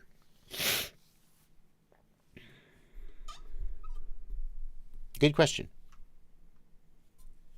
That is 100% going to go on the JB Livestream Clips channel. Right? That's the... Brunty, do you agree? Of course, you're going to say you agree, of course. That's like the perfect content for the Livestream Clips channel, isn't it? Yes, that's great. Yeah. I've focused lately on... My goal lately has been with the Livestream Clips to do the best to take the complaints in stride. And we are doing more clips that are shorter to cover one topic that are Googleable now, right? And like, they're relevant, right? Instead of 5 things in one that you have to dig through, or even with me marking timestamps, maybe not easy to get to. Now there's just one topic. Hopefully that topic is relevant to what the title's about, and then we'll help you understand it. That's the idea. Gotcha. Interesting. Yeah, so for those who don't know, Blunty, actually, you're almost entirely independent. Blunty runs the Joshua Bardwell Livestream Clips channel. What are we up to? Ooh, what's our sub number up? 19,000 subscribers. That's really good. That's really good. It keeps going up. And Blunty posts clips from my live stream. It's really great because, like, if you don't get to watch the whole live stream, and many people don't, then you can find bits you missed. But I think it's more useful for the ability to kind of find highlights that you may have forgotten about or not been able to find. Like, I use this all the time because I'll be like, I know I talked about this on a live stream, but how am I going to find it? It's like impossible. So we'd love to have you as a subscriber over here. I will say, we had one person in my comments be like, man, Bardwell's quality has really gone downhill. He's just doing all these sort of throwaway, shitty live stream clips. And it's like, I still put out all the rest of the videos. It's a whole separate channel. So if you don't like it, just distinguish. I'm still putting out my regular videos, just so you know. Just trying to help people get more of my live stream content as well.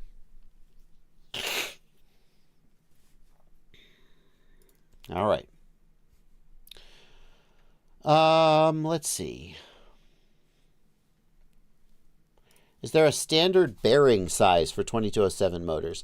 Almost all of them are 9x4x4. Like, occasionally there was one, I think that wasn't a 2207 though.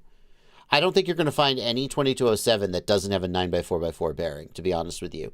Because in order to go up to a 10 millimeter bearing, then you would need a larger stator, right? Yeah, I'm pretty sure they're like all 9x4x4.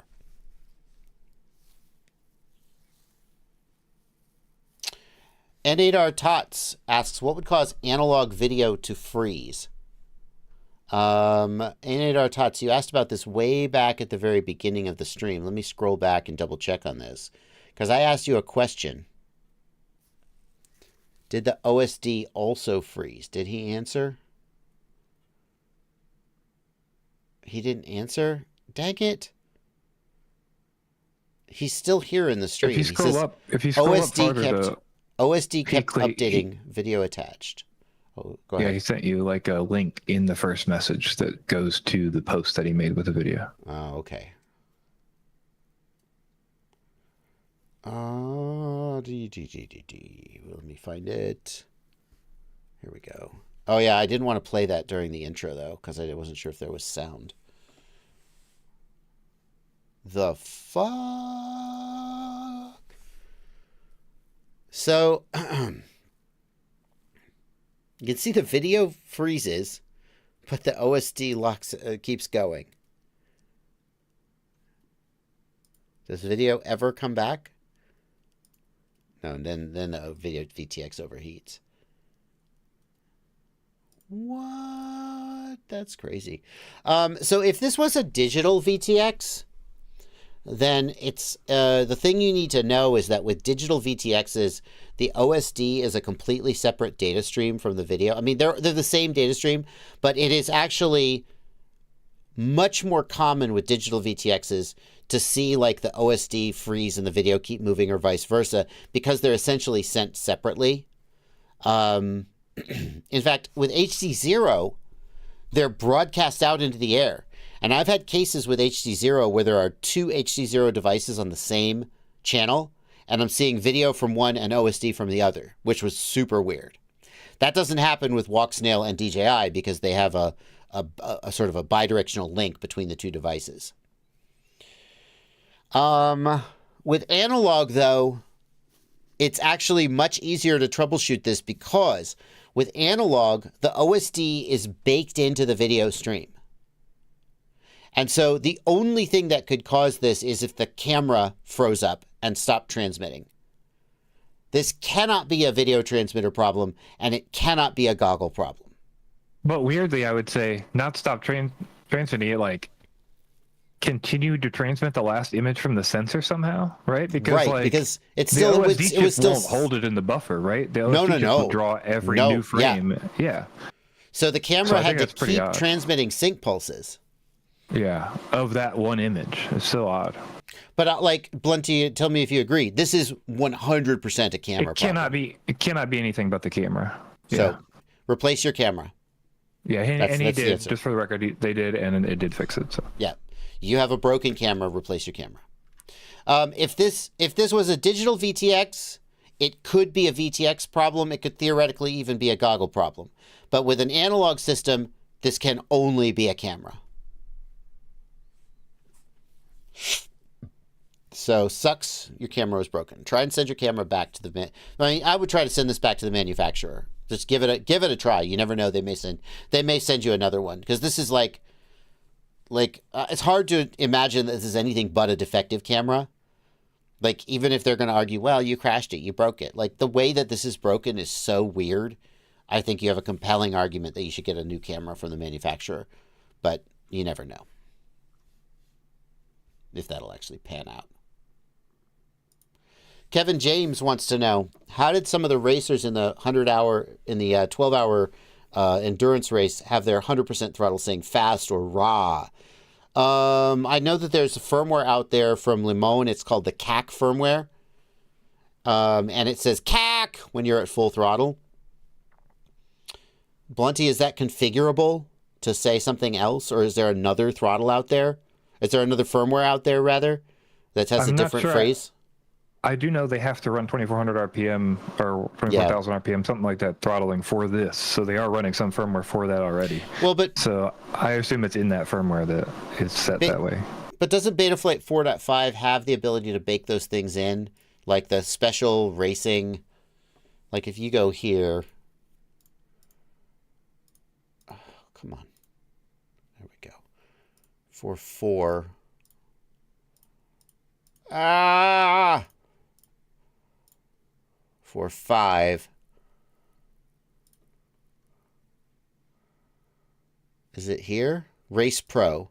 What is doesn't the Race Pro thing add like the RPM limit and the stuff in the OSD, or do you have to get that from Limon? You don't know. I'm gonna guess you don't know. I don't know. I don't know.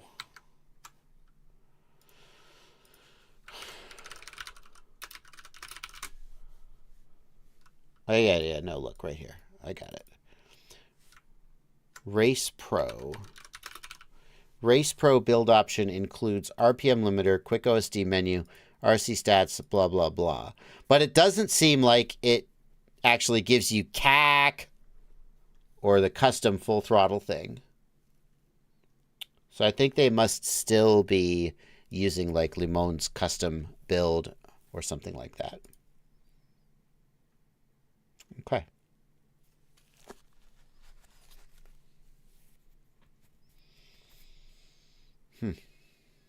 GPS lap timer.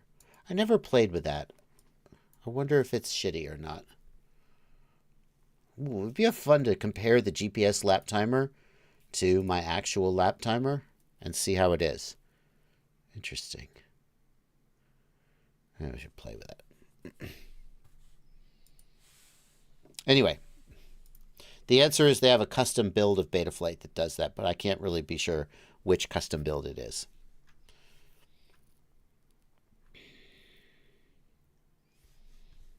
CAC comes from Min-Chan Kim. I don't know what it actually, I think it's a Min-Chan thing. I don't know what it actually means. What's the best budget analog goggle? Well, in order to answer that question, I'm going to go to fpvknowitall.com, home of the ultimate FPV shopping list. fpvknowitall.com. We're going to go to analog FPV systems, analog goggles, and we've got the Eachine EV800D as a great budget option. And it has been for a long time and still is. The 800DM is also good. Is the 200D, is it time to pull the 200D off the list? Oh, it's finally dead. No, you can still buy it. Holy cow, you can still buy it. I cannot believe you can still buy this goggle after all these years. It's only available from Banggood, though. I wonder if it's time to pull it off the list. $300 is pretty solid. Can't believe. I keep thinking, should I pull it off? Yeah.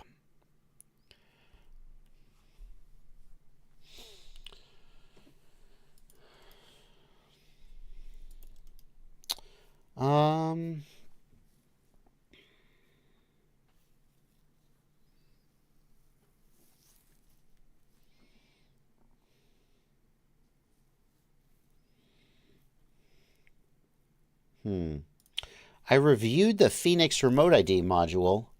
Can I share the 3D printer file? I don't have a 3D printer file for the Phoenix Remote ID.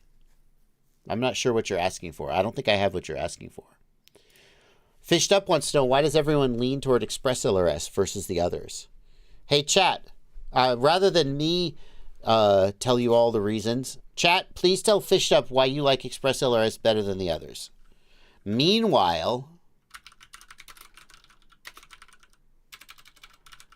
bleh. Meanwhile, I will knock you over to the Joshua Bardwell Livestream clips channel, and if you search Express LRS there, I have actually addressed this several different ways and several different times. Is Express LRS or Crossfire better? What are the advantages of Express LRS over Crossfire? These are all of the different times that I've kind of answered that question, and I would suggest you consider checking one of those out. Yeah, I have a random question real quick. Yeah, go ahead. Why, we take a GPS out, and granted, maybe my M10 sucks or whatever, but like, why when we take a GPS out, do we, like, it's annoying to get a signal, and sometimes you have like problems with it facing the wrong direction or too close to an antenna. Yeah. But like, you can buy a dog collar with a GPS, and it's like gets signal. It doesn't have to be facing the sky. And like, I don't know. It just feels. I feel like there's something. Is it accuracy based? Could it be easier if we did it? If we needed, like, is it? Do they need less satellites? Is it? You know. I don't know how accurate the dog collar is. You know. Yeah. Right. But it's just something I was thinking about the other day when I was looking at that option. I think the main thing is that our GPS is like, I've been playing some with bigger birds where I take the GPS and I put the GPS on a mast, and like immediately I'm getting 15, 20 sats, right?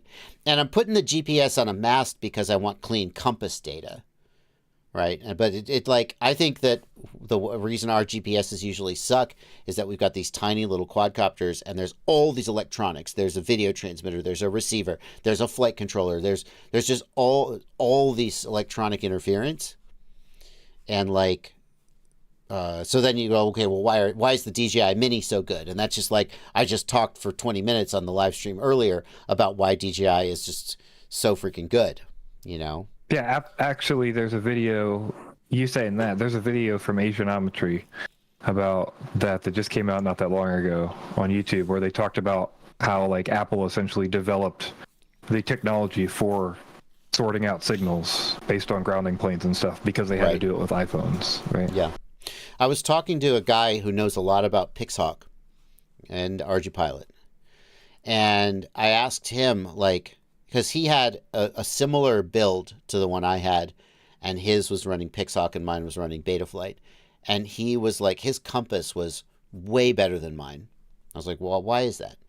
And he said that RGPilot has an algorithm where they will calibrate the compass based on the throttle position. So as the motors speed up and the compass data skews, that happens in a predictable way. And the compass, the flight controller could sort of calibrate the compass at every throttle position from 0 to 100, so that even though the compass was getting interference from the motors, it could sort of calibrate that out. And my point is that, you know, there are technologies for solving these problems. Now, I don't know about the GPS one. Like, why does DJI get 28 sats locked on the Mini and I don't on my little mini quadcopter? But like, there are solutions to these problems. We're just not implementing them. And so like the dog collar, who knows? But like, for example, on the dog collar, it doesn't have a 5.8 gigahertz video transmitter and a 2.4 gigahertz receiver and an STM. Well, it actually may have an STM32. Who knows? But the point is, it's a lot electrically cleaner environment. And then I would wonder whether it also just is okay with fewer sats because the dog's moving slower and they don't need the same positional accuracy. Yeah, that's fair. Thanks. I mean, it's my guess, but why don't we have GPS with external antennas? 661 FPV, I mean, that exists, but on mini quads, it's not used because we need them to be small. And I have just realized, Blunty, I have screwed up the live stream chat by clicking over to the video. I was like, why is it not updating? Okay. So we missed some comments in the chat. Will a drone camera looking at the eclipse get ruined? No. Drone cameras look at the sun all the time and don't get ruined. The only reason that the eclipse is, correct me if I'm wrong, the eclipse is less bright than the sun normally is, but still bright enough to damage your eyes. The difference is that normally you're disinclined to look at the sun because it's like just immediately like hurts your eyes. But with the eclipse, you might be more inclined to look at it because you're curious and because it's not as instantly blinding. And so then that's when you damage your eyes. But it's not going to damage a camera. You know, it's not like a welding arc or something like that.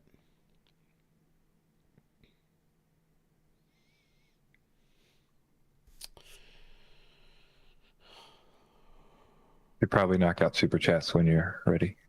Oh yeah, we got some, and we're coming to the end of the stream. Holy crap. Thank you for that, Blunty. Schubert Technologies, thank you for a $5 super chat. Is the Flyfish RC Flash 1804 good for the Grinderino build? My opinion is that, well, what's the Grinderino? That's a 3.5. So, the Flyfish RC Flash Motors. I have to remind myself. That's not the Flash Hobby. Oh, no. I'm confusing them with the Flash Hobby Arthur motor. That's a different motor. 1804 is, and 3500 kV is a fine choice for a heavier Grinderino build. But it's gonna rip. Okay? Yeah, that's a good choice. Thank you for a $15 donation from A&E Refrigeration, who says, I've helped them with the FP Hobby numerous times since 2018. Appreciate you.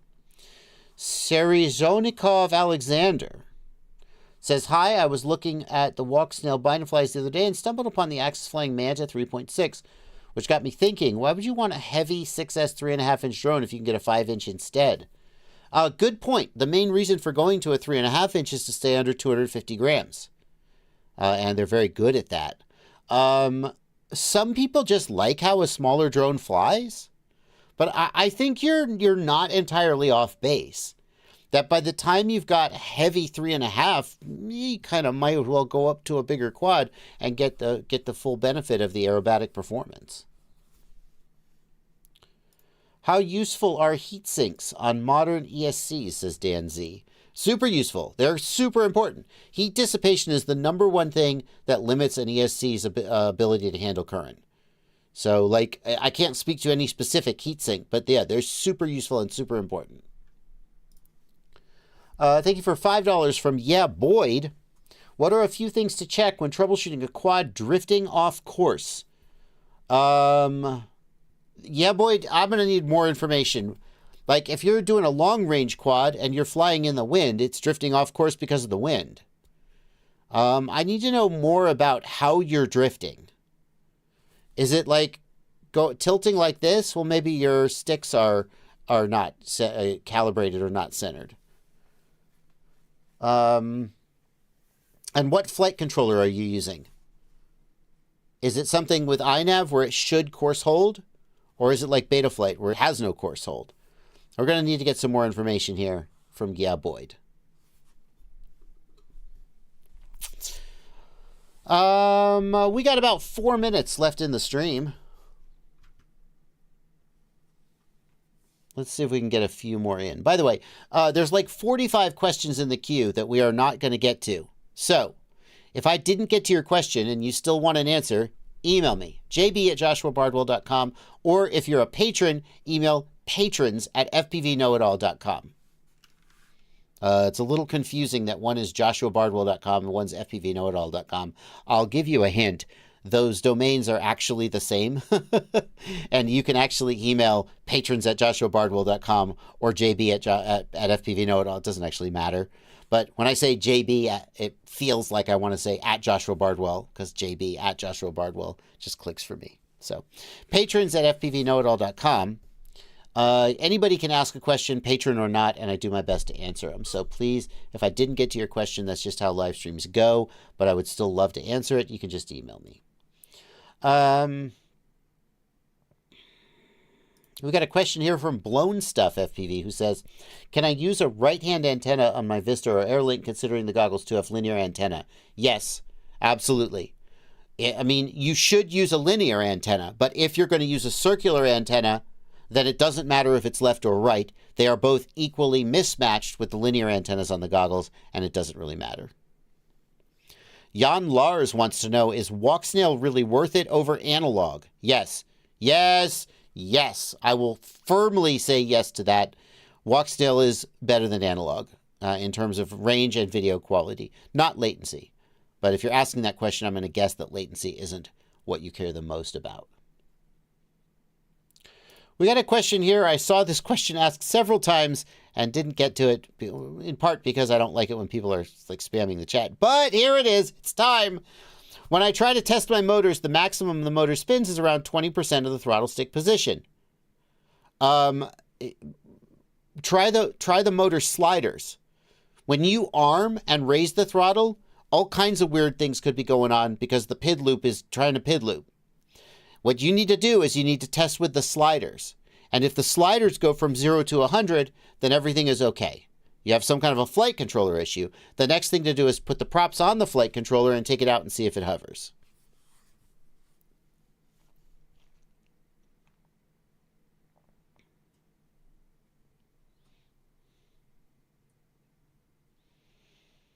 JC wants to know how to unlock 50 megabits per second. Blunty. Was there an unlock procedure you had to do to unlock 50 meg, or was it just a firmware update? How long has it been? I don't remember. I wouldn't be surprised if you didn't either. The original? The original. Originally, they only had 25 meg. That's a firmware update. The channel count is based on FCC, but you get one channel in FCC or in EU. Yeah. At 50. Even if you're locked in. Here's what's weird. He's using the goggles too. So he must have updated to a very recent firmware. Therefore, he should. Oh, if he's not in FCC mode, he still won't get 50 meg. That's it. You need to do the FCC unlock. That's a change on the 03 firmware because it's like the 03 version of the OG, right? Like, because on the original system, you didn't need to do that. You've got one channel that was 50. Are you sure? Yes. I'm like 98% sure. I would argue you've got it backwards. I'm pretty sure that on the 03, if you don't do the ham unlock, you only get one 50 meg channel. You only get one 40 megahertz channel.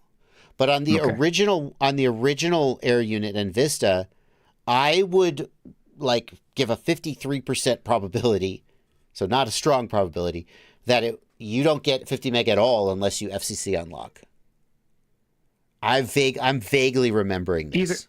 Either way, just unlock it, and to do that, is the procedure? So this is one I don't know because I don't have goggles too. Is the procedure the same as 03, or is the procedure the same as Vista Air unit? No, so he's got the goggles too, so he needs to do the ham unlock. And at that point, the other thing is, he's not seeing 50 megabits per second. You need to look for 40. Here's what it is, Blunty. I got it. He's on auto. He's looking at auto, and he's like, how do I get 50 mega channels? The first thing he needs to do is the ham unlock, and then set it to manual instead of auto, and choose 40 megahertz channels, and that will force it to 50 megabits per second.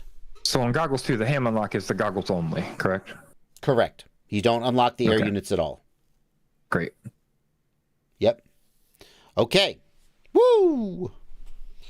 All right, guys. That is going to bring us to the end of the stream. I haven't seen Ciati. Is he streaming today? I don't want to like snub him by not giving him a shout out, but I haven't seen him in the chat. It seems like he isn't streaming today. Maybe he's working. We're going to... Oh, there he is! Ciati! Yay! Where have you been, man? Aaron Ciati is going to stream. Here's what he's doing, and he's putting his link in the chat. Go check him out if you want to keep the love going. Hope you have a great stream, Ciati, and I will see you guys in the next one. Thanks, Blunty.